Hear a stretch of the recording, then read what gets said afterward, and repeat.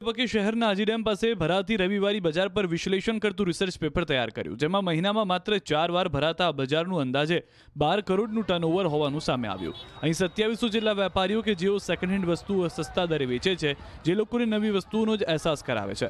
7.5 લાખ ફૂટમાં પથરાયેલી આ રવિવારી બજારમાં 40 વર્ષથી વેપારથી ધમધમી રહ્યું છે।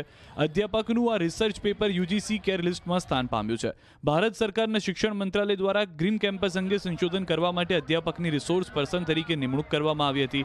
રવિવારી બજારના નાના વેપારીઓ અને નાના ઉદ્યોગ સાહસિકોને રોજગારી પૂરી પાડે છે।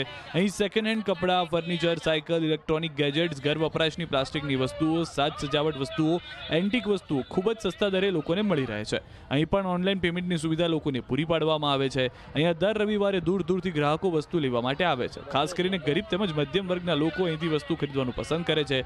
આ રવિવારી બજારમાં મુખ્ય બજાર કરતા ભાવ લગભગ 30 થી 40% વસ્તુઓમાં સસ્તા હોય છે। આમ તો ઘણી બધી વસ્તુઓ છે કે જે નાની સમજી લેતા હોઈએ છીએ તે નાની નથી હોતી। સામાન્ય રીતે રવિવારી બજારને ગરીબોની બજાર માનવામાં આવતી હોય છે, જો કે આ બજારે અમીરો માટેની બજાર કરતાં પણ ઓછા દિવસોમાં વધુ કમાણી કરી લે છે। કોઈ મોટી કંપનીના ટર્નઓવર કરતાં રવિવારી બજારનું ટર્નઓવર વધુ છે।